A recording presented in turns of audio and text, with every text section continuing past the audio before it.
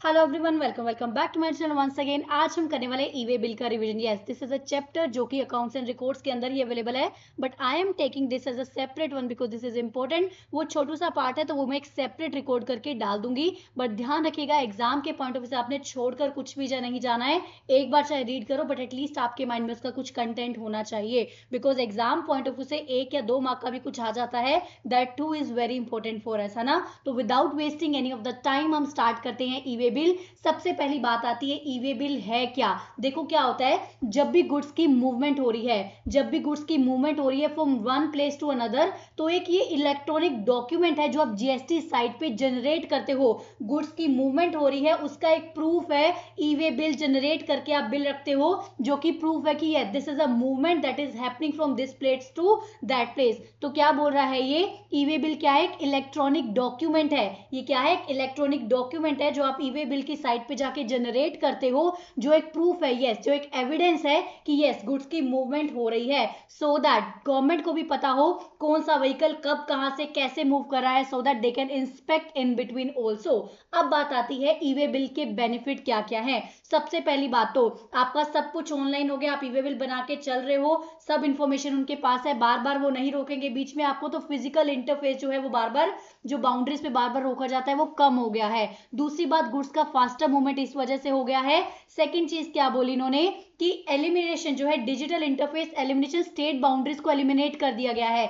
आपने एक बार ई way bill बनाया, आप पूरे इंडिया में उसके हिसाब से घूम सकते हो, बार बार आपको स्टेट बाउंड्रीज पे रुकने की जरूरत नहीं है। तो वो आपकी क्लैरिटी आ जाएगी इसमें, जिससे क्या होता है, टाइम सेव होता है एंड जो एवरेज डिस्टेंस ट्रेवल है ट्रक्स वगैरह का वो अच्छा हो जाता है। तो हमने क्या पढ़ा, इधर देखो इधर देखो इधर देखो, सिर्फ सुनना है ध्यान से, आपको सब लर्न होगा। ई वे बिल क्या पढ़ा हमने, इलेक्ट्रॉनिक डॉक्यूमेंट है जो कि एविडेंस है, यस गुड्स का मूवमेंट हो रहा है। उसके बाद बेनिफिट्स क्या पढ़े हमने, फिजिकल इंटरफेस कम हो गया है क्योंकि स्टेट बाउंड्रीज कम हो गई हैं, स्टेट बाउंड्रीज चेक पोस्ट वगैरह उसके एलिमिनेशन कर दिया गया है, उसकी वजह से फास्टर मूवमेंट तो होता ही है गुड्स का। दूसरी बात, ट्रक्स का टर्न अराउंड टाइम भी क्या हो गया है, इंप्रूव हो गया है, जिसकी वजह से एवरेज डिस्टेंस जो ट्रक ट्रेवल कर रहा है वो भी बेटर हो गया है। अब बात आती है, इतना तो हमें समझ में आ गया, इतना तो हमें समझ में आ गया कि ई वे बिल क्या है, जब भी मूवमेंट हो रही है गुड्स की तब जनरेट करना होता है।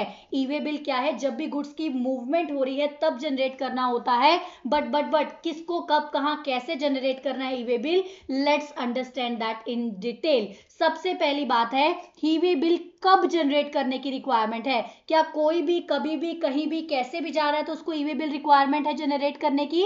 देखते हैं, ई वे बिल आपको तब जनरेट करना है जब there is a movement of the goods. पहली बात तो क्या है, गुड्स की मूवमेंट होनी चाहिए। किसकी, क्यों, कौन सी गुड्स की मूवमेंट हो रही है, किसी भी गुड्स की मूवमेंट हो रही है, नहीं, ऐसी गुड्स की मूवमेंट हो रही है जिनका कंसाइनमेंट वैल्यू, जिनका ध्यान रखना, जिनका कंसाइनमेंट वैल्यू क्या है, ग्रेटर देन 50,000 है। अब बात आती है कंसाइनमेंट वैल्यू का मतलब क्या। देखो उसने वैल्यू ऑफ सप्लाई नहीं बोला है, उसने क्या बोला है, कंसाइनमेंट वैल्यू, मतलब उस डॉक्यूमेंट की वैल्यू क्या है। मान लो एक इनवॉइस है, एक इनवॉइस है जो कि क्या है, जो कि 45,000 का है, उसमें 10,000 का टैक्स लगा हुआ है। तो मुझे बताओ ये कंसाइनमेंट वैल्यू होगी या फिर कंसाइनमेंट वैल्यू ये रहने वाली है। तो consignment value is the inclusive of the taxes. Consignment value क्या है, जीएसटी को इंक्लूड करके आएगा।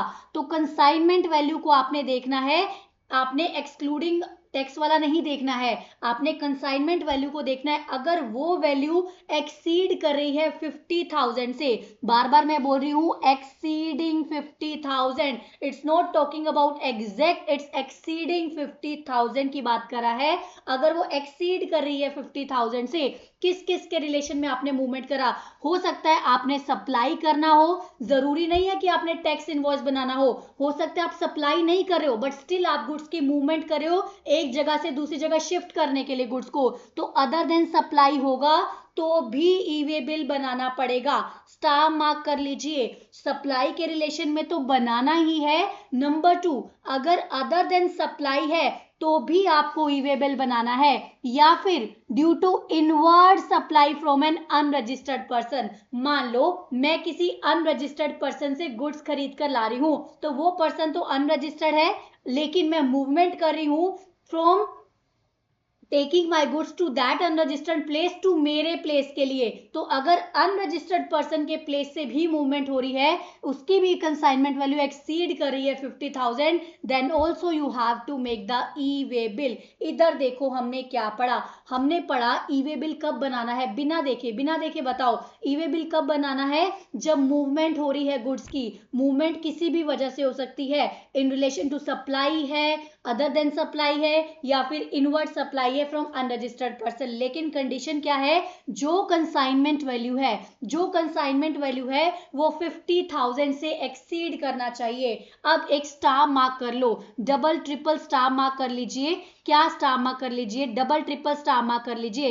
एक invoice cum bill of supply है, invoice cum bill of supply है, जिसमें एक तो टैक्सेबल वैल्यू आ रही है 45,000, जिसके ऊपर हमने क्या देखा था, टैक्स लगा हुआ है, जिसके ऊपर टैक्स हमने देखा था 10,000 टैक्स लगा हुआ है।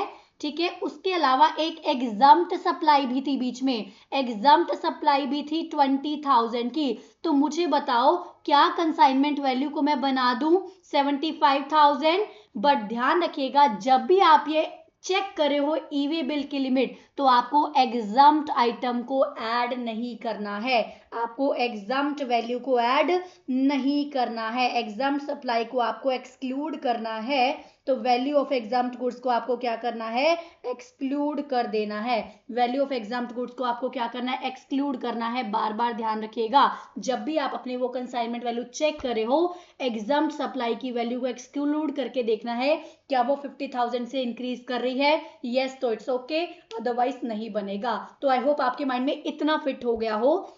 ध्यान रखिएगा, आगे और भी पॉइंट्स आएंगे, इसको रिकॉल कर पा रहे हैं तो let's move for the next topic. उसके बाद क्या बोल रहा है, अब बोल रहा है कि जो भी रजिस्टर्ड पर्सन क्या कर रहा है, मूवमेंट कॉज कर रहा है, वो क्या करेगा, इंफॉर्मेशन भरेगा पार्ट ए की इंफॉर्मेशन भरेगा before the commencement of the movement. Part A में होती है ट्रांजैक्शन वैल्यू, पार्ट बी में होती है ट्रांसपोर्ट की वैल्यू। दो वैल्यू होती है, दो पार्ट होते हैं, एक होता है पार्ट ए, एक होता है पार्ट बी। पार्ट ए मांगता है डिटेल्स ट्रांजैक्शंस के रिगार्डिंग, कितने की वैल्यू है, कितना टैक्स है, फलाना फलाना। पार्ट बी इंफॉर्मेशन मांगता है ट्रांसपोर्ट की, क्या व्हीकल नंबर है, क्या ट्रांसपोर्ट डिटेल्स है, उस सब की इंफॉर्मेशन मांगता है। तो अगर रजिस्टर्ड पर्सन मूव कर रहा है इसको, तो क्या बोला, रजिस्टर्ड पर्सन जब इसको मूव कर रहा है तो क्या बोला, जो मूवमेंट कर रहा है रजिस्टर्ड पर्सन, वो क्या करेगा, जो रजिस्टर्ड पर्सन मूव कर रहा है उसको पार्ट ए तो बिफोर सच मूवमेंट भरना पड़ेगा। पार्ट ए तो आपको पहले ही भर के जाना पड़ेगा, पार्ट बी आप चाहे बाद में भरो, बट पार्ट ए आपको पहले ही भरना पड़ेगा। क्लियर, आई होप आपको यहां तक समझ में आया हो। E way bill I am taking it in detail because I know this is important, so आपके मन में आना चाहिए, कंफ्यूजन क्रिएट नहीं होना चाहिए। ठीक है,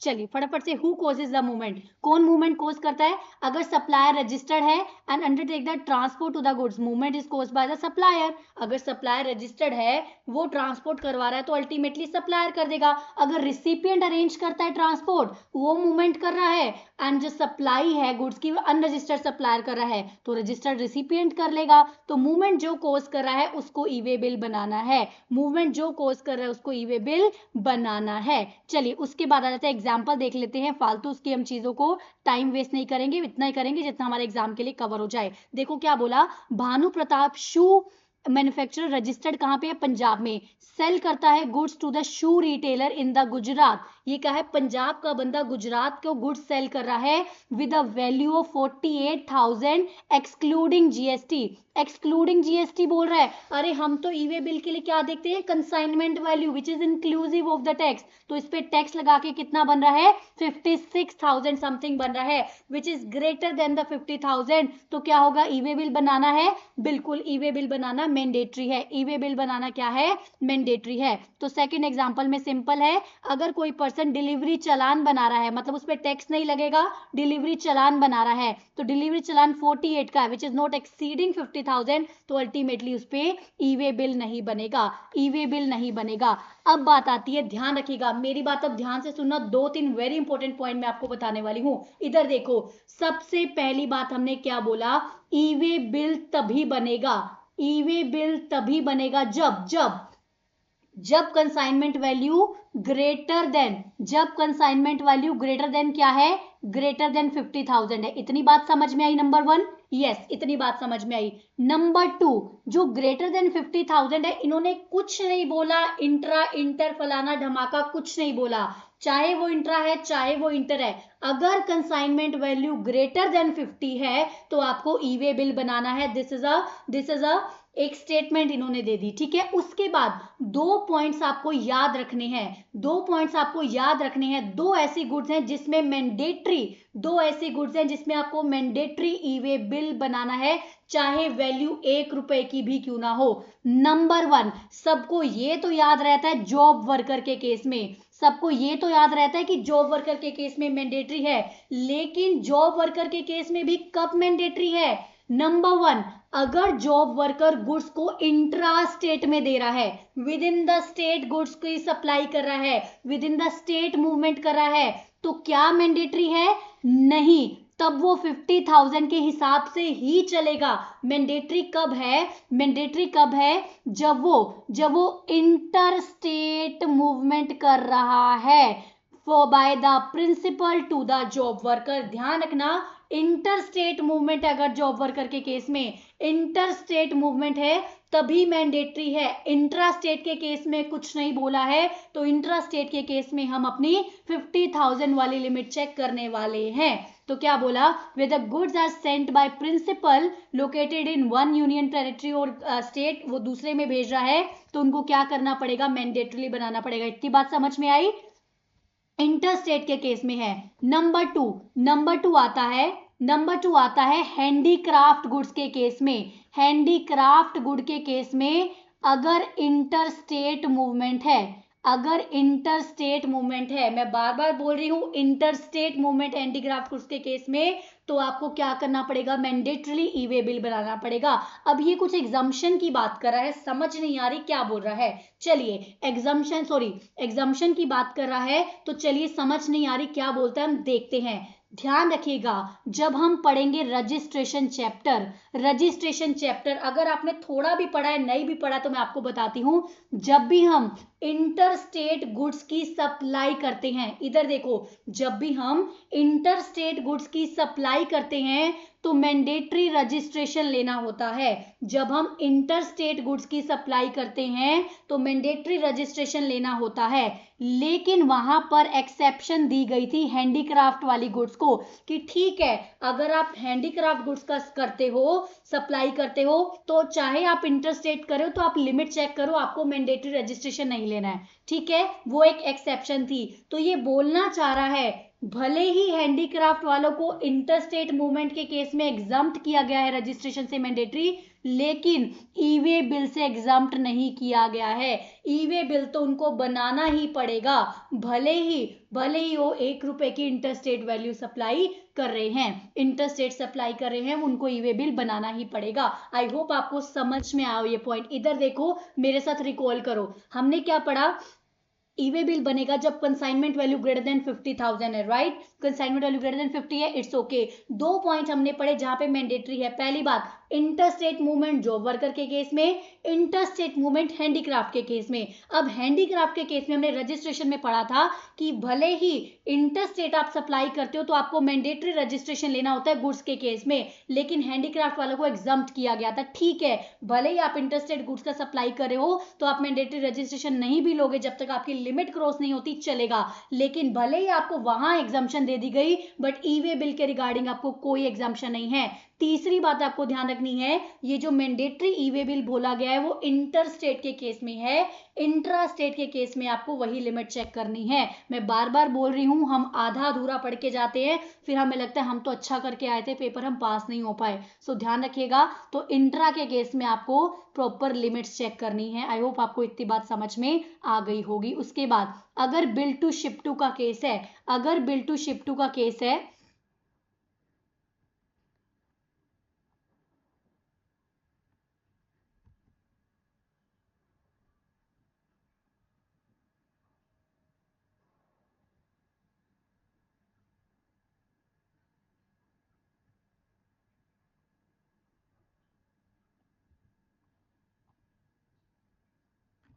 बिल टू शिप टू के केस में क्या होता है, हमने प्लेस ऑफ सप्लाई में भी पढ़ा था।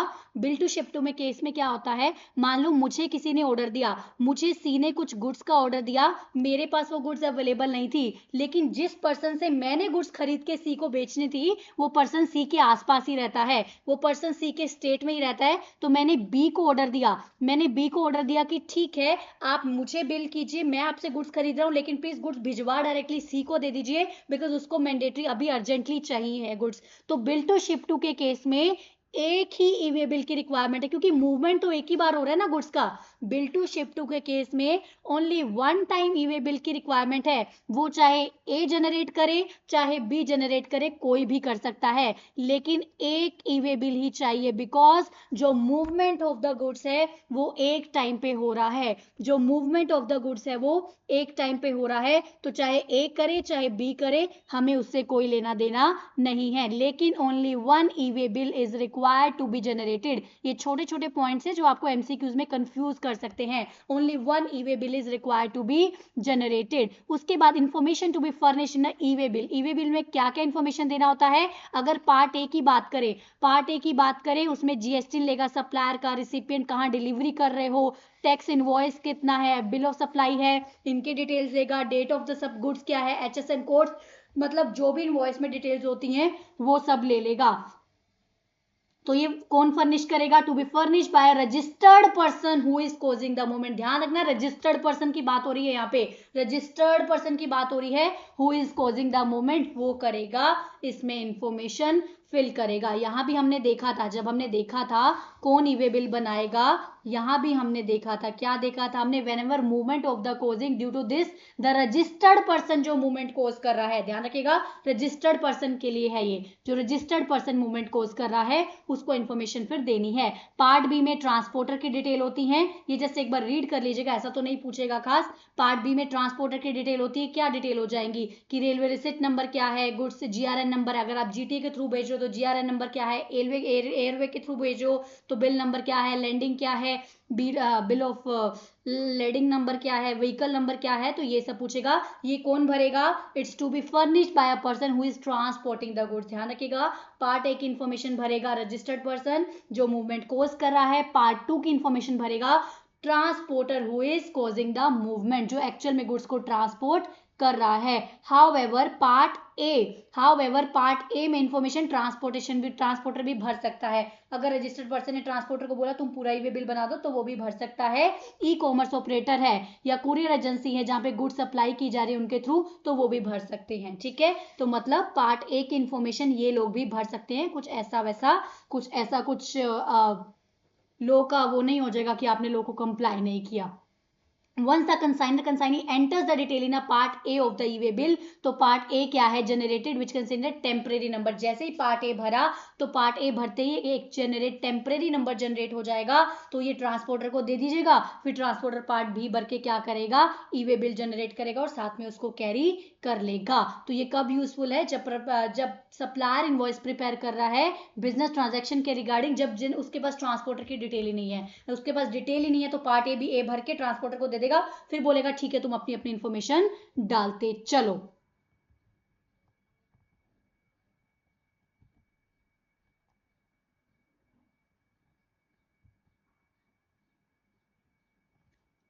ई-वे बिल तो तभी जनरेट होगा जब आप पार्ट बी भरोगे। पार्ट ए से टेम्परेरी नंबर जनरेट होता है, पार्ट ए से टेम्परेरी नंबर जनरेट होता है, याद रखिएगा। पार्ट बी जब भर दोगे तभी आपका पूरा पूरा ई-वे बिल बन जाएगा, तभी आपका पूरा पूरा ई-वे बिल बन जाएगा।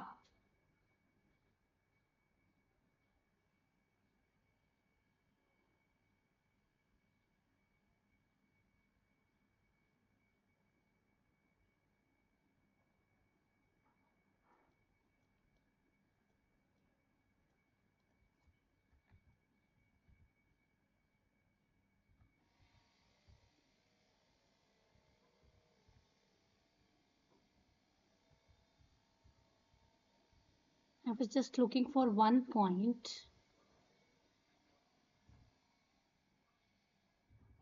चलिए आएगा तो देखते हैं, साथ साथ एक पॉइंट मुझे आपको बताना है। ठीक है, चलिए क्या बोल रहा है, who is required to generate the e way bill. E way bill कौन जनरेट करने के लिए रिक्वायरमेंट है, ई वे बिल के जनरेट कौन करेगा, generated by the consignor consignee himself if the transportation of the goods is done by own. अगर आप खुद के व्हीकल से करो तो कंसाइनर कंसाइनी क्या करेगा, बिल जनरेट कर देगा। और बाय रेलवे बाय एयर, और वैसे if the goods are handed over to the transporter for the transportation by road, तो e way bill transporter generate कर देगा, क्योंकि आप अपनी डिटेल्स भर के ट्रांसपोर्टर को दोगे, वो आगे उसमें अपनी डिटेल्स भरकर ले लेगा। It is the responsibility of the transporter to generated, तो उसको एक्सप्लेन किया गया है, सिंपल सा एक्सप्लेन एक बार देखना चाहते हैं तो फटाफट देख लेते हैं। Where the goods are transported by registered person, अगर रजिस्टर्ड पर्सन गुड की ट्रांसपोर्टर कर रहा है, चाहे वो कंसाइनर चाहे रिसिपिएंट, हमने क्या बोला, रजिस्टर्ड पर्सन करेगा, चाहे वो खुद के लिए कर रहा है, चाहे वो अपने व्हीकल में कर रहा है, चाहे वो पब्लिक कन्वेंस में कर रहा है। तो where the goods are transported by a registered person, चाहे वो एज अ कंसाइनर कर रहा हो चाहे एज अ कंसाइनी कर रहा हो, ठीक है। Where the e way bill is not generated by registered person, goods are handed over to the transporter, तो ट्रांसपोर्टर कर लेगा, आपने पार्टी भर के ट्रांसपोर्टर को दिया तो वो कर लेगा।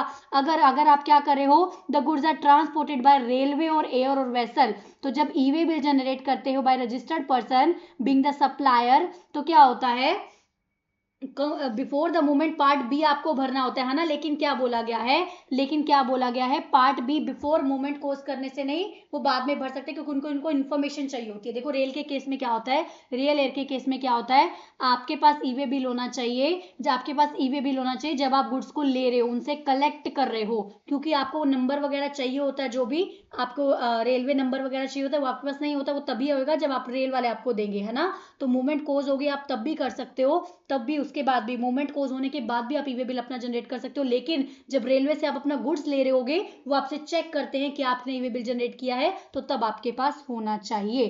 तो क्या बोल रहा है, there is no requirement to carry the e way bill along with the goods, but the railways has to carry the invoice और चनाल number bill of supply as the case may be along with the goods. तो क्या होता है, further e way bill is generated is required to be produce at the time of delivery of the goods. मैंने क्या बोला कि इसके case में, रेलवे के केस में क्या है, रेलवे आपको गुड्स डिलीवर ही नहीं करेगा जब तक आप उनको ई-वे बिल नहीं दोगे।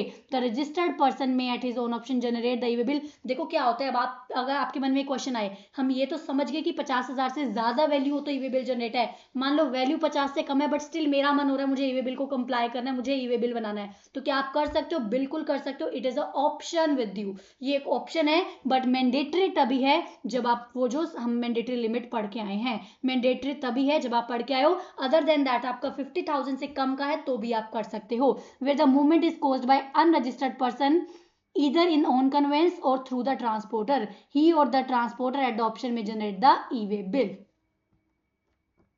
तो ट्रांसपोर्टर उसके बाद कर सकते हैं। अनरजिस्टर्ड पर्सन, मान लो अनरजिस्टर्ड पर्सन गुड्स की मूवमेंट कोज कर रहा है, ठीक है, आप ट्रांसपोर्टर के थ्रू कर रहे हो, तो ही और the transporter at the option, तो ट्रांसपोर्टर जनरेट कर सकता है, कोई ऐसी प्रॉब्लम नहीं है। हमने क्या पढ़ा, अगर अनरजिस्टर्ड पर्सन रजिस्टर्ड को दे रहा है तो रजिस्टर्ड पर्सन क्या कर लेगा, रजिस्टर्ड पर्सन क्या करेगा, रिसिपिएंट क्या करेगा, ई-वे बिल को जनरेट कर लेगा। When it is not mandatory to furnish the details in the part B, वो कह रहे हैं पार्ट बी में इंफॉर्मेशन कब फर्निश नहीं करनी है। अब ध्यान रखिएगा इस बात को, ध्यान से समझना, एक एक्सेप्शन दी है। हमने क्या बोला, इधर देखो, जब हमने क्या पढ़ा, जब आप रोड के थ्रू गुड्स को लेकर जा रहे हो तो आपको पार्ट बी भरना जरूरी है, पार्ट बी मैंडेटरी जरूरी है, क्योंकि तभी आपके पास ई-वे बिल आएगा। और जब तक आपने पार्ट बी नहीं भरा तब तक आपके पास ई-वे बिल नहीं है। लेकिन आपको एक ऑप्शन दिया गया कि आप पार्ट बी नहीं भी भरोगे तो चलेगा, पार्ट बी नहीं भी भरोगे तो चलेगा। कब चलेगा पार्ट बी नहीं भी भरोगे,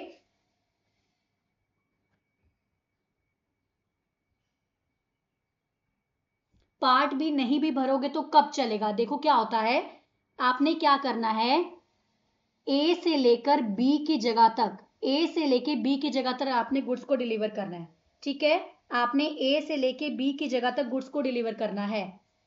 आपने कौन सी मूवमेंट करनी है, मूवमेंट, मान लो आपने ए में, ट्रांसपोर्टर को तो देना पड़ेगा आपको गुड्स को, आपकी जगह से ट्रांसपोर्टर का जो प्लेस है, आपकी जगह से जो ट्रांसपोर्टर का जो प्लेस है with in the intra state की बात कर रही हूं, इंट्रा स्टेट मूवमेंट, जब आप इंट्रा स्टेट में विद इन द स्टेट आप ट्रांसपोर्टर को गुड्स देने जाओगे तो वो 50 किलोमीटर तक ही है, वो 50 किलोमीटर तक ही है, तो आप पार्ट ए भर के दे सकते हो उसको।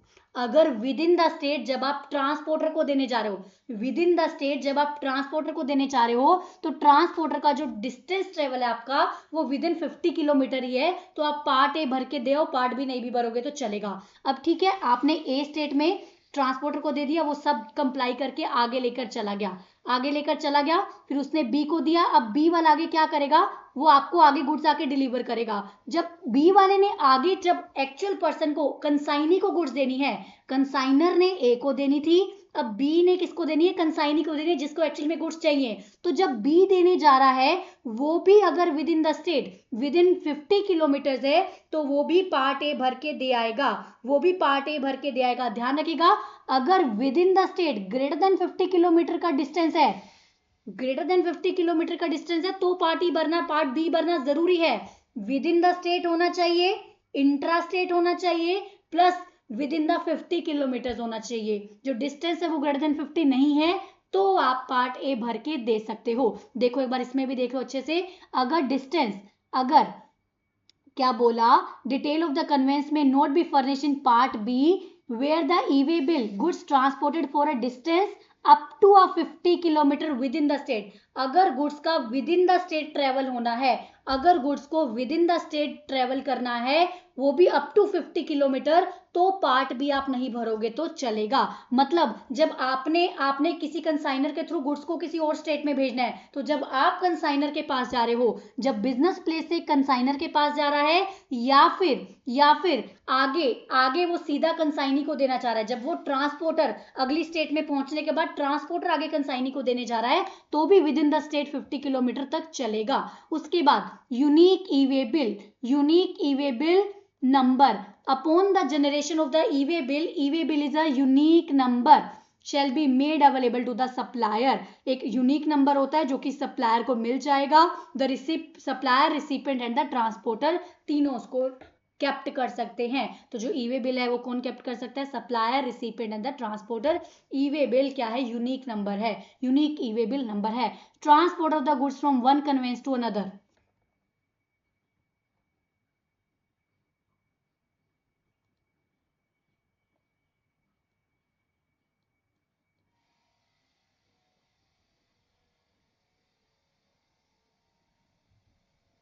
चलिए देख लेते हैं सो दैट आपको कुछ प्रॉब्लम नहीं हो। हाँ यस, आगे जो मुझे आपको पॉइंट बताना था वो आगे है। चलिए क्या बोला, transfer of the goods from one conveyance to another. आप क्या कर रहे हो, एक कन्वेंस से दूसरे कन्वेंस में गुड्स ट्रांसफर कर रहे हो, ठीक है, एक कन्वेंस से दूसरे कन्वेंस में गुड्स ट्रांसफर कर रहे हो। The goods are transfer from one conveyance to another conveyance, consignor, जो कंसाइनर है या फिर रिसिपिएंट जो भी मूवमेंट कोज कर रहा है, उसने क्या करा, पार्ट ए की इंफॉर्मेशन डाली होगी, और the transporter before such transfer the movement update करेगा पार्ट बी की डिटेल को। देखो हम क्या होता है, जरूरी नहीं है कि एक ही उसमें एक ही कन्वेंस में गुड्स डाल के एंड मोमेंट तक पहुंच जाए, ऐसा नहीं होता है। कई बार गुड्स को मल्टीपल व्हीकल में स्विच करना पड़ता है, शिफ्ट करना पड़ता है। तो जब भी जो भी स्विच करेगा, शिफ्ट करेगा, तो उसको पार्ट बी को अपडेट करना पड़ेगा कॉमन पोर्टल पे। Yes, earlier this was the conveyance number, now this is the conveyance number. तो consignment of the goods may be required to be transfer from the original conveyance to unforeseen exigency, like break down हो गया vehicle का, तो आपको part B update कर देना पड़ेगा। ये कुछ खास इंपॉर्टेंट नहीं है, एक बार एग्जांपल देख लेते हैं। Bubble associate is moving the goods from Cochin to Chandigarh through the road ship air, जिससे मर्जी ले रहा हो।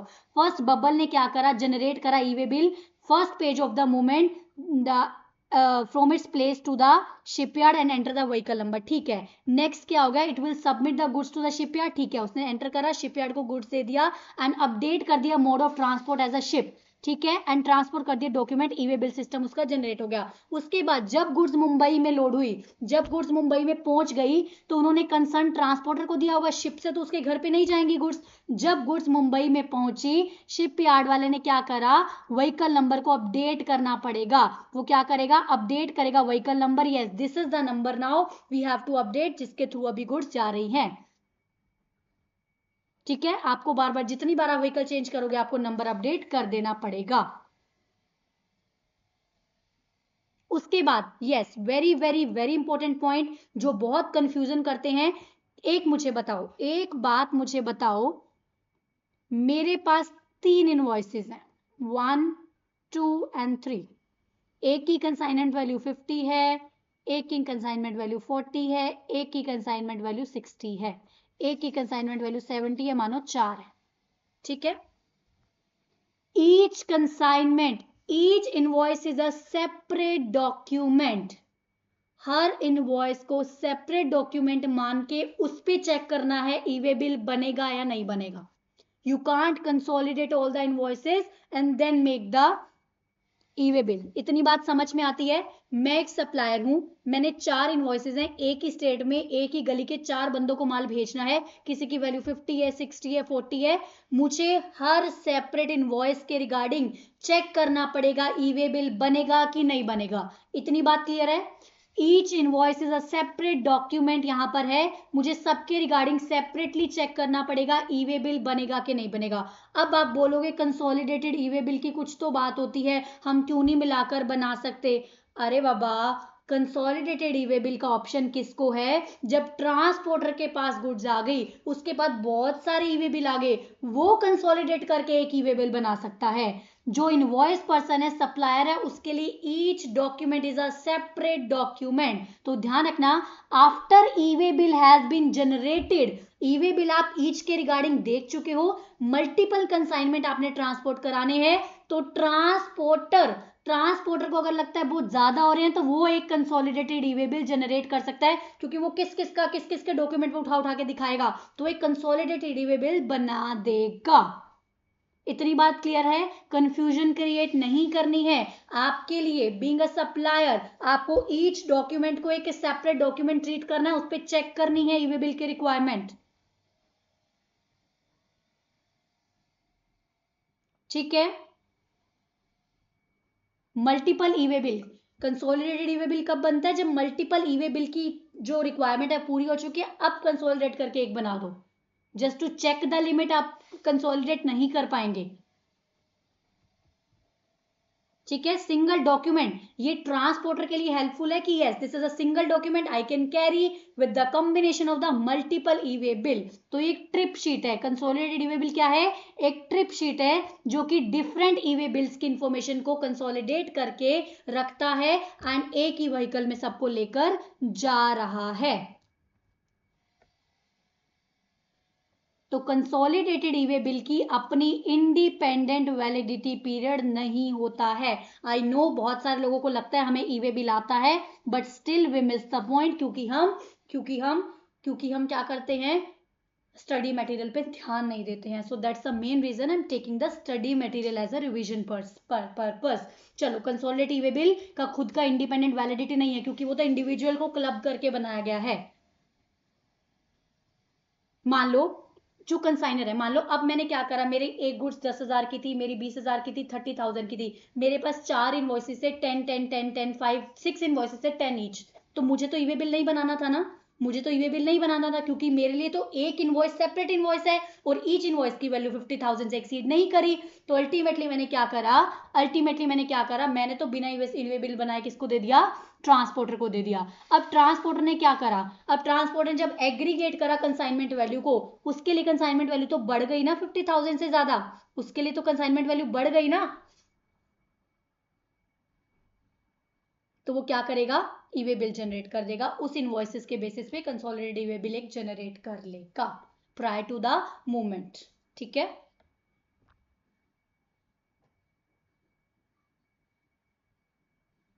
Accept the railway air vessel, ध्यान रखना, प्रायर टू द मूवमेंट जहां भी आएगा, ट्रांसपोर्टेशन थ्रू रोड हो रहा है, वो जीटीए के थ्रू हो रहा है, तब बात कर रहा है प्रायर टू द मूवमेंट आपको जनरेट करना है, मतलब सॉरी रोड के थ्रू, नॉट एग्जैक्ट जीटीए, चाहे आप खुद के व्हीकल में भी कर रहे हो, तो रोड से बात करें, अगर रेलवे है, एयर है, वेसल है, तो आपको प्रायर जनरेट करने की जरूरत नहीं है, तो आप मूवमेंट के कॉजिंग ऑफ द मूवमेंट के बाद भी जनरेट कर सकते हो। आई होप आपको समझ में आ गया होगा।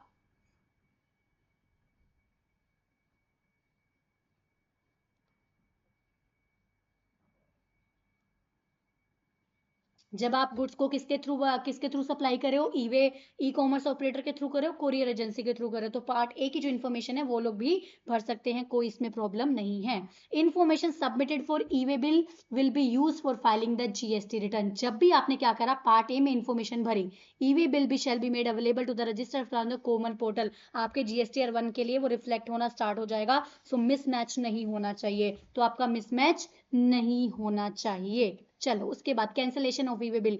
क्या आप ई वे बिल को कैंसिल कर सकते हैं? बिल्कुल बिल्कुल आप ई वे बिल को कैंसिल कर सकते हैं। कब कैंसिल कर सकते हैं? With in the 24 hours of generation of the e way bill.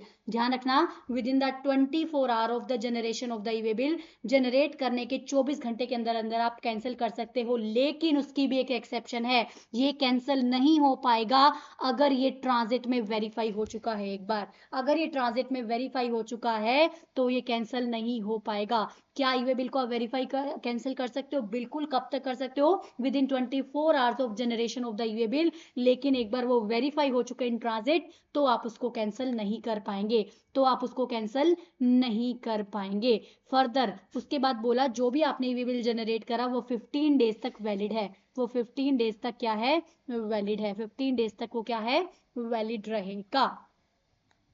I hope आपको इतना समझ में आया। इतना समझ में आया। मुझे फटाफट से एक दो पॉइंट बताओ। मुझे बताओ, मैं जॉब वर्कर के केस में with in the same state movement कर रही हूँ तो क्या मुझे ई वे बिल बनाना मैंडेटरी है? जॉब वर्कर के केस में मैं with in the same state movement कर रही हूँ, क्या मुझे ई वे बिल बनाना मैंडेटरी है?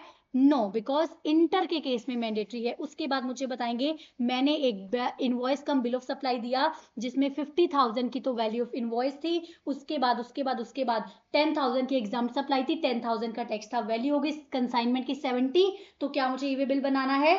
ई वे बिल तो बनाना है क्योंकि 50 + 10 वो 50 से बढ़ रहा है, लेकिन 10,000 एग्जाम वैल्यू को हमने उसको चेक नहीं करना होता, उसको एक्सक्लूड करना होता है। उसके बाद मैं हैंडीक्राफ्ट गुड्स के केस में, हैंडीक्राफ्ट गुड के केस में मेरी जो, जब मैं ए स्टेट से, मैं हरियाणा से चंडीगढ़ में जब मैं सप्लाई करने जा रही हूँ तो लेकिन मेरी सप्लाई सिर्फ कितनी है, मेरा रजिस्ट्रेशन लिमिट अभी 10 लाख ही है, क्रॉस किया नहीं है 20 से, तो मैंने रजिस्ट्रेशन नहीं लिया।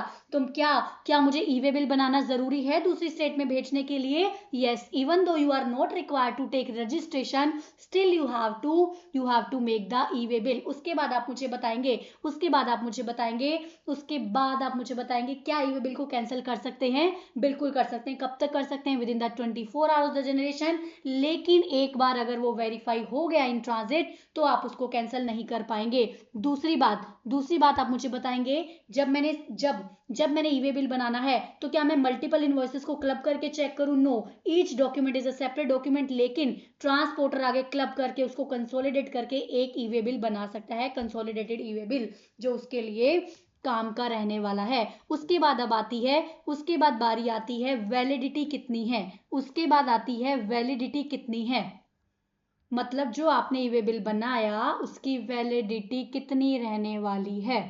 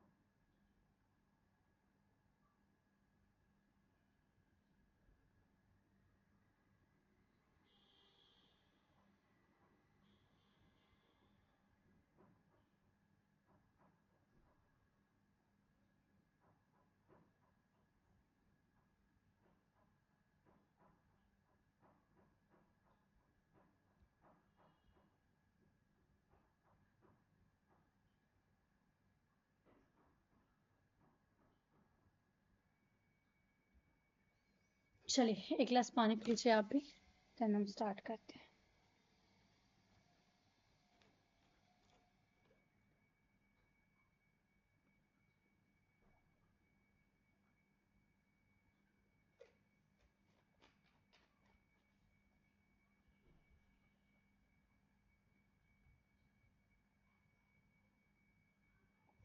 चलिए पोज करके पी लीजिए अगर आपने नहीं पिया तो। चलिए स्टार्ट करते हैं। उसके बाद क्या था एक पॉइंट, कि ई वे बिल की वैलिडिटी कब तक है। ध्यान रखिएगा, ये मैं आपको ऐसे ही समझा देती हूँ। क्या होता है, मान लो बहुत सारे व्हीकल्स के थ्रू गुड्स जाने वाला है,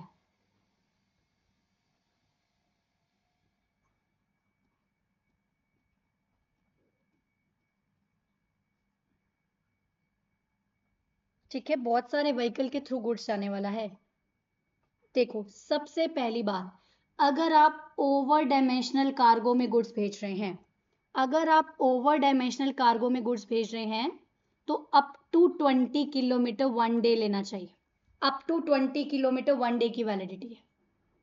अगर आप ओवर डायमेंशनल कार्गो में, बड़े बड़े होते हैं ना जो बिल्कुल स्लो स्लो चल रहे होते हैं, ओवर डायमेंशनल कार्गो में अगर आप भेज रहे हैं तो आपको अप टू 20 किलोमीटर 1 डे है।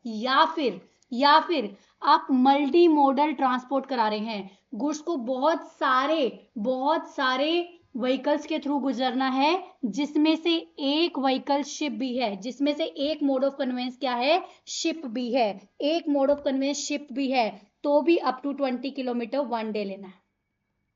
समझ में आया? या तो ओवर डायमेंशनल कार्गो है, या फिर अगर आपका ऐसा केस है जिसमें से मल्टी मॉडल्स, बहुत सारे कन्वेंस के थ्रू जाएगा सामान, जिसमें से एक शिप भी इन्वॉल्व है, तो अप टू 20 किलोमीटर 1 डे। अब अगर अदर देन मल्टी मॉडल है तो 200 किलोमीटर तक 1 डे, अप टू 200 किलोमीटर तक 1 डे। या फिर मल्टी मॉडल तो है, sorry, other than over dimensional है तो अप टू 200 किलोमीटर तक 1 डे। या फिर मल्टी मॉडल तो है जिसमें शिप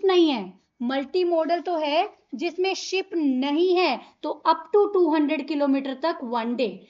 ओवर डायमेंशनल है तो 20 किलोमीटर 1 डे, मल्टी मॉडल है जिसमें से शिप इन्वॉल्व है तो 20 किलोमीटर 1 डे। अगर ओवर डायमेंशनल नहीं है या फिर शिप इन्वॉल्व नहीं है मल्टी मॉडल के केस में, तो आपको अप टू 200 किलोमीटर 1 डे तक लेना पड़ेगा। अब बात आती है उसके बाद आती है रेलेवेंट डेट कब से स्टार्ट होगी। रेलेवेंट डेट कब से आपने उसकी वैलिडिटी देखनी स्टार्ट करनी है। मान लो आपने ईवे बिल जनरेट किया, आज क्या है, मैं रिकॉर्ड कर रही हूँ 23 अगस्त को मैं रिकॉर्ड कर रही हूँ, मैंने 5 बजे शाम को ईवे बिल जनरेट किया, तो 23 24 की जो मिडनाइट है, मतलब ये टाइम आपको एक्स्ट्रा टाइम मिल गया 5 से शाम 12 तक, 5 से रात मिडनाइट 12 तक आपको एक्स्ट्रा टाइम मिल गया, तो 23 24 की जो मिडनाइट है वहां से आपकी वैलिडिटी शुरू होने वाली है।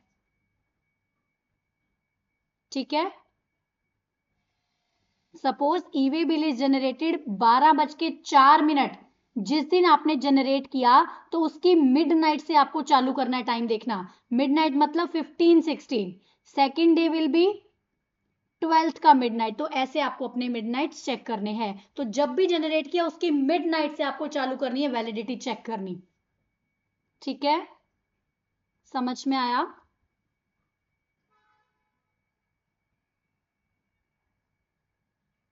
चलो एक बार देख लेते हैं क्या बोल रहा है। A consignor hands over his goods to the transportation on Friday to transporter, ठीक है। However, assign the transporter start the movement of the goods on Monday. Goods की जो कंसाइनमेंट है वो गुड्स का ट्रांसपोर्ट मंडे से स्टार्ट होगा। Validity of e way bill start only after details in part B are updated by the transport, क्योंकि e way bill तो तभी जनरेट होगा ना जब पार्ट बी भरेगा। पार्ट बी जब तक नहीं भरा तब तक वो टेम्परेरी नंबर है, तो consignor can fill the detail in the part A on Friday and वो हैंड ओवर कर सकते हैं ट्रांसपोर्टर को। तो ट्रांसपोर्टर क्या करेगा, पार्ट बी अपने चलने से पहले भर देगा, फिर उसकी वैलिडिटी उसके मिडनाइट से हम चेक कर लेंगे। तो वैलिडिटी कब से स्टार्ट हो जाएगी, मंडे मिडनाइट। अगर उसने मंडे भरा तो मंडे मिडनाइट से स्टार्ट हो जाएगी। अगर ए रजिस्टर्ड पर्सन को गुड्स ट्रांसपोर्ट करनी है from warehouse it's depot to located distance 500 kilometre, 500 kilometre तक करनी है नॉर्मल कार्गो में। 500 करनी है, तो कोई ओवर डायमेंशनल नहीं बोला, कोई शिप की इन्वॉल्वमेंट नहीं बोला, तो अप टू 200 क्या था, 1 डे। अप टू 200 किलोमीटर क्या था, 1 डे, तो डिवाइड बाय 200 करके देखो, तो 2.1 मतलब 3। पार्ट देयर ऑफ को भी 1 डे एक्स्ट्रा काउंट हमने कर लेना है, पार्ट देयर ऑफ को भी 1 डे हमने एक्स्ट्रा काउंट कर लेना है। आई होप आपको समझ में आ रहा होगा। इफ द वैलिडिटी एक्सपायर होती है तो goods are not suppose to be moved. अगर वैलिडिटी एक्सपायर हो गई तो goods are not suppose to be involve. The validity of e way bill can not be extended, however validity can be extended in the following cases. किस किस cases में validity बढ़ा सकते हो? अगर कमिश्नर एक्सटेंशन दे रहा है, कोई एक्सेप्शनल सर्कमस्टांसेस होगी तो वैलिडिटी बढ़ा सकते हो। Other than that this is not much important.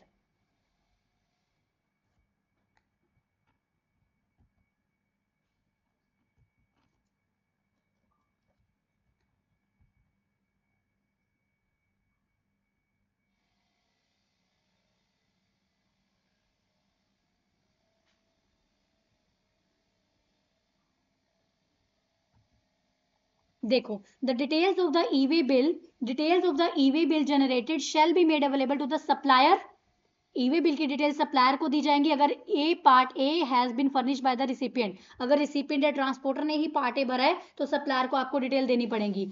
तो ईवे बिल की जनरेट किसको देना पड़ेगा? रिसिपिएंट को। E way bill generated shall be made available to the recipient अगर पार्ट ए की इन्फॉर्मेशन सप्लायर ने या ट्रांसपोर्टर ने भरी on the common portal. At the case में भी communication shall communicate is acceptance और रिजेक्शन। ध्यान रखना, जिसको रिसीव हुई है पोर्टल पे उसको एक्सेप्ट करना पड़ेगा। अगर कोई इन्फॉर्मेशन नहीं है एक्सेप्ट करने की तो कब मानेंगे कि सामने वाले पर्सन ने एक्सेप्ट कर लिया? 72 hours of being made available on the common portal और at the time of delivery of the goods. ऐसा अगर है तो विच एवर इज अर्लियर, तो हम तो क्या मान लेंगे? हम ये मान लेंगे कि यस, आपने सामने वाली पार्टी ने ईवे बिल को एक्सेप्ट कर लिया है। ईवे बिल को एक्सेप्ट कर लिया है, ये हम ऑलरेडी देख चुके हैं। एक स्टेट में अगर एक बार आपने ईवे बिल बना दिया तो हर स्टेट में वो आपका माना जाएगा, चालू माना जाएगा। उसके बाद कुछ केसेस हैं जब आपको कुछ केसेस हैं, फटाफट से फिनिश करते हैं, एक बार रीड करने की हैं। देखो ये जो केसेस हैं, जब बहुत सारे पॉइंटर्स आते हैं क्वेश्चन में, इट डजंट सीम, ऐसा नहीं होना चाहिए कि आप पागलों की तरह उसको याद करने लगे। You just need to recall. आपको पता होना चाहिए एग्जाम में आ गया तो मुझे पता है ये वाला पॉइंट वहां कवर था, कोई ऐसी आइटम आ गई तो मुझे पता है ये वाली आइटम एक्सेप्शंस में थी। तो आपको याद ऐसे रट्टा नहीं लगाना है, छोटे बच्चों की तरह हम 5-5 6-6 पॉइंट्स लर्न करते थे। You just need to recall just once. तो देखते हैं, फटाफट से देखते हैं इसको। सिचुएशन जहां पर ईवे बिल जनरेट करने की रिक्वायरमेंट ही नहीं है। सबसे पहली बात, अगर लिक्विफाइड पेट्रोलियम गैस वगैरह हो रही है तो ईवे बिल की रिक्वायरमेंट जनरेशन नहीं है। केरोसिन ऑयल के केस में नहीं है, पोस्टेज बैगेज के केस में नहीं है, नेचुरल गैस के केस में नहीं है। This is the important one. अगर jewellery, goldsmith, silversmiths, wares वगैरह जा रहे हैं तो आपको ईवे बिल की रिक्वायरमेंट नहीं है। लेकिन अगर इमिटेशन ज्वेलरी जा रही है, जो नकली ज्वेलरी होती है, आर्टिफिशियल ज्वेलरी होती है, वो अगर जा रही है तो उस केस में ईवे बिल बनाना पड़ेगा। थोड़े टाइम पहले आया था अमेंडमेंट, तो ध्यान रखिएगा। अगर ओरिजिनल ज्वेलरी है, गोल्ड स्मिथ, सिल्वर स्मिथ, तो इन केसेस में आपको ईवे बिल की रिक्वायरमेंट नहीं है। लेकिन इमिटेशन ज्वेलरी के केस में आपको ईवे बिल बनाना पड़ेगा। करेंसी है, मूवमेंट है तो भी रिक्वायर्ड नहीं है। Use personal household effect है तो भी रिक्वायरमेंट नहीं है। अगर goods are being transport by non motorised conveyance, आप बुल कार्ट वगैरह पे लेके जा रहे हो, गधे घोड़े खच्चर पे कुछ लेके जा रहे हो तो भी रिक्वायरमेंट नहीं है। Transport by from the airport cargo complex, land station to inland station, एक से दूसरे स्टेशन पे जा रहे हो तो भी रिक्वायरमेंट नहीं है। इन respect of movement with in the area, GST ने नोटिफाई किया तो भी रिक्वायरमेंट आपको नहीं है।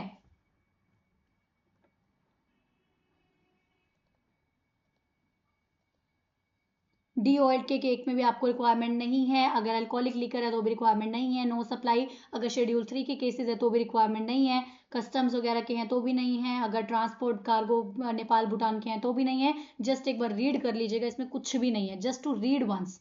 अब टाइम वेस्ट नहीं करना है, पॉज करके यहीं पे रीड करके खत्म कर दो इसको। टाइम का वेस्ट नहीं करना है, पॉज करो, रीड करो, खत्म करो।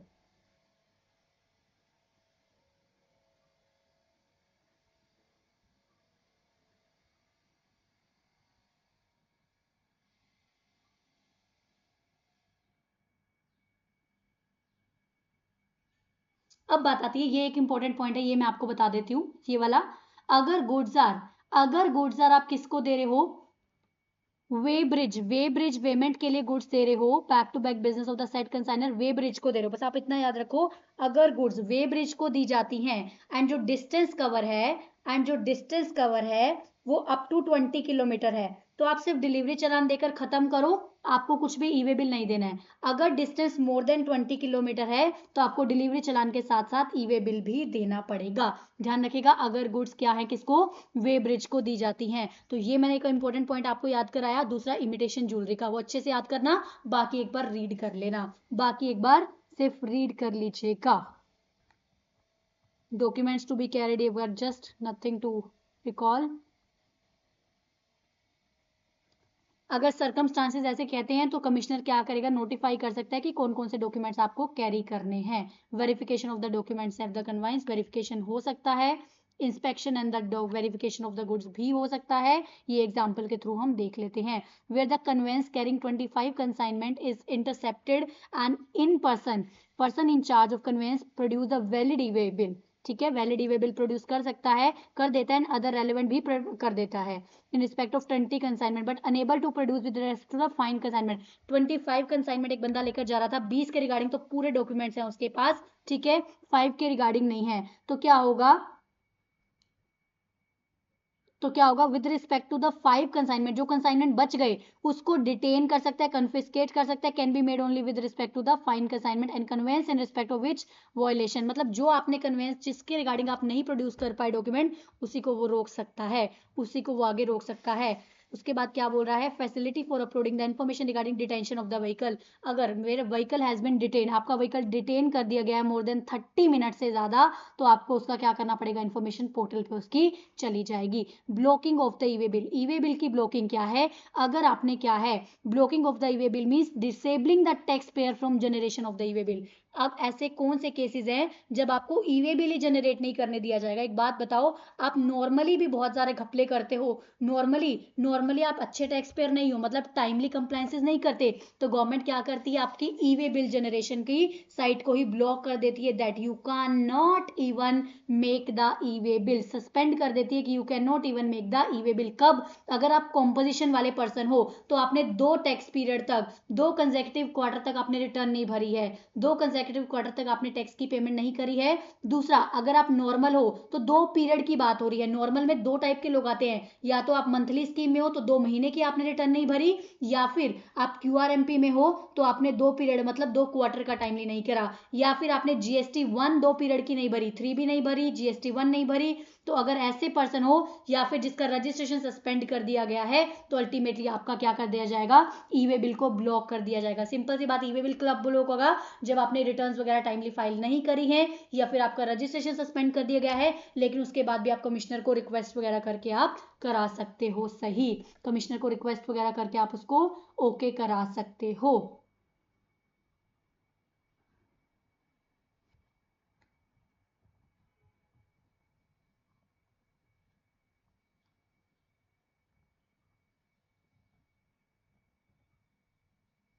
सबसे पहली बात एक चीज और यहाँ पे याद रखना, इंपॉर्टेंट पॉइंट यहाँ पे याद रखना, ये सप्लायर के केस में है, ये पॉइंट याद रखना, ये मुझे आपको बताना था। इन respect of the outward supply, मान लो मैंने किसी से इनवर्ड, मैं परचेजर हूं, आपको सिंपल लैंग्वेज में समझाती हूँ, मैं कौन हूं, मैं परचेजर हूं, मैंने सेलर से गुड्स खरीदी, सप्लायर से गुड्स खरीदी, अब इसको ई वे बिल बनाना है, मैंने रिटर्न फाइल नहीं करी तो मेरा ई वे बिल ब्लॉक होगा ना, तो सामने वाली पार्टी तो ई वे बिल जनरेट कर सकती है। तो ये किसके रिगार्डिंग है, ये जो नीचे बोला गया है किसके रिगार्डिंग ये सब ब्लॉक किया गया है, आउटवर्ड सप्लाई के केस में। अगर आउटवर्ड सप्लाई के केस में आपने गड़बड़ घोटाला किया तो आपका ब्लॉक होगा, 138E बोलता है। सप्लायर के लिए बात हो रहा है, मैंने परचेज करा, मैंने अपनी रिटर्न फाइल नहीं करी, तो सामने वाला सेलर ई वे बिल प्रॉपर बनाकर दे सकता है, वो मेरी इंफॉर्मेशन डाल पाएगा। सप्लायर के रिगार्डिंग ये बोला गया है, कौन कौन, सप्लायर के रिगार्डिंग,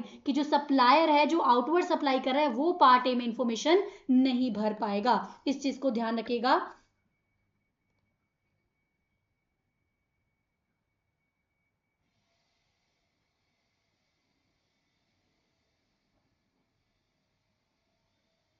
तो ये यही बता रहा है कि सप्लायर का ब्लॉक होगा, रिसिपिएंट का ब्लॉक नहीं होने वाला है, सप्लायर का ब्लॉक होगा, रिसिपिएंट का ब्लॉक नहीं होने वाला है।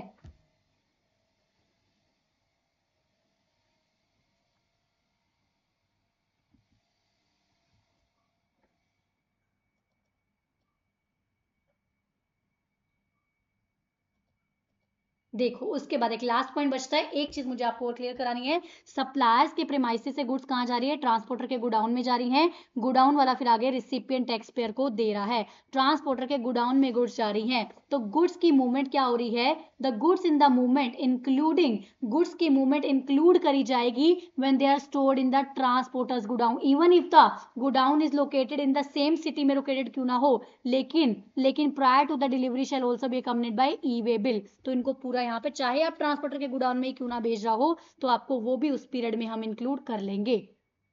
Transportation under the e way bill shall deem to be concluded the goods have reached the transporters godown.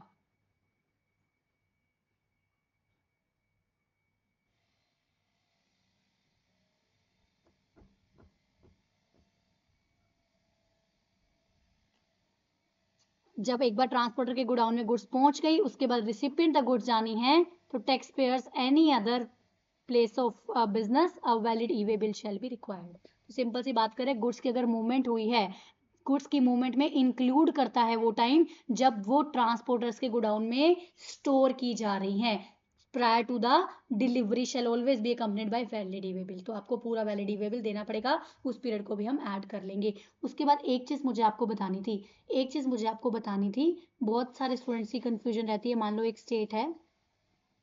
State है, हमने पढ़ा था SCZ को, SCZ को हम क्या बोलते हैं, इंटर स्टेट मानते हैं। SCZ को हम क्या मानते हैं, इंटर स्टेट मानते हैं। ठीक है, मान लो अगर किसी पर्सन ने विद इन सेम स्टेट, मान लो ए स्टेट है, ए स्टेट में एक SCZ का एरिया है, अगर कोई बी पर्सन सी SCZ में कुछ गुड्स को दे रहा है, तो क्या ये मैंडेटरी इंटर स्टेट मूवमेंट मानी जाएगी कि इंटर स्टेट मानी जाएगी, with in the same state माना जाएगा कि अदर स्टेट माना जाएगा।